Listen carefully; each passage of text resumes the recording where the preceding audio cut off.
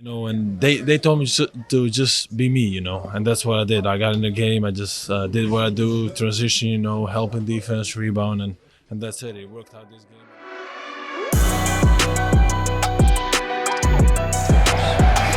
Jovic, kaboom!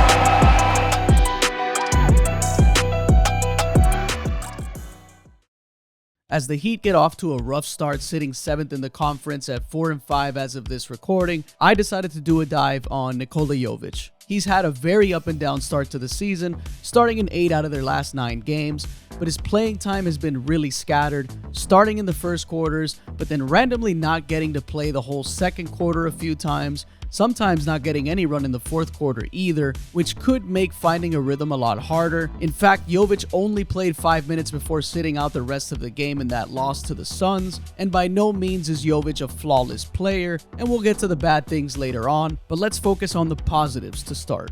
It doesn't take long to figure out that Jovic is a guard at 6'10", comfortable with the ball in his hands, and in transition, clearly showing his mobility after grabbing defensive rebounds to start the breaks, giving the Heat a sizable ball handler without wasting time, finding someone else to bring it up after getting a stop. Being a willing passer is one thing, actually being a good passer is another. He has a good feel for those tight angles, throwing passes with great touch, and with good velocity to minimize travel time. And he's also had some nice ones that didn't convert to assists. His ability to see over most defenders creates easier passing opportunities we'll see from time to time, and he's often found floating around the perimeter off the ball, setting on and off ball screens to try to get things going. Which brings me to one of the most interesting advantages he brings to the Heat. Jovic is not a brick wall screen setter, but he does have teammates that possess the shooting ability to force immediate switches and or blitzes. At Jovic's size, when he slips out of the screens, it's almost impossible to miss those passing windows. And catching passes out of that short roll, all it takes is making the right decision to take care of the rest. Teams need help defenders with size to challenge those Jovic rolls, which could free up Bam to sneak in for baskets. If smaller defenders are switched on to Jovic, he's got a nice chance of scoring if nobody shows up to help. Bam and Jovic have shown flashes of playing a nice two-man game, putting defenses in scenarios where they have to pick the mismatch on that switch. So Jovic helps create mismatches all over the floor. Let's take a look at how he's been shooting the ball from deep. Jovic is currently at 34.4% from 3, which is considered slightly below league average, but digging deeper into shot location, his 3-point shot map shows you that he's actually shooting well from most of the spots on the floor so far. He's at 35.5% on catch and shoot threes. He finished 39% on those last year. He's a modern style threes and layups type of player at the moment. If you take a look at his overall shot map from last year, very few two-pointers outside the paint, and following that trend so far this season. Let's look at how Jovic has scored his paint points so far.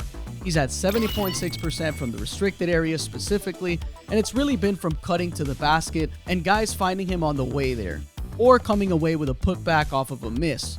Sneaky points that come with knowing how to be in the right place at the right time. He's also been able to get down there on his own a few times, attacking the closeouts, finding angles in the half court, or just flat out one-man fast breaking it all the way through, showing his confidence in spurts.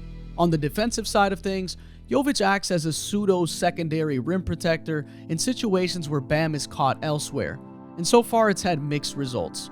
But being 6'10" with the ability to move around quickly to cover a big man rolling and then running out to a shooter to contest is something the Heat haven't really had next to Bam. And this is the side of the ball I feel Spoelstra has had the hardest time figuring out Jovic. Uncle Ben once said, "With great power comes great responsibility." And with Jovic's size, there's times I'm left wondering how he didn't show more resistance on even smaller players. Jovic also gets caught losing his man sometimes, paying too much attention to the action, and getting backdoored multiple times in the same game. There's also times where he looks slow-footed and could come off as lazy or even disengaged. These things are big no-nos in Heat culture, and when he's having one of those really off shooting nights, those defensive mistakes are magnified in a way that Spo has no choice but to look elsewhere for help off the bench. Shout out to Haywood Highsmith and Pelle Larsson.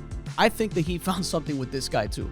But Nikola Jovic is a fascinating player with so much potential, and the Heat are notorious for pushing players to their breaking point, so I'm hoping this zero-tolerance style of coaching only makes him better. Thanks for watching this video. This is the All Things Basketball podcast. I'm your host, Vic Lopez, as always, and I'll catch you guys on the next one.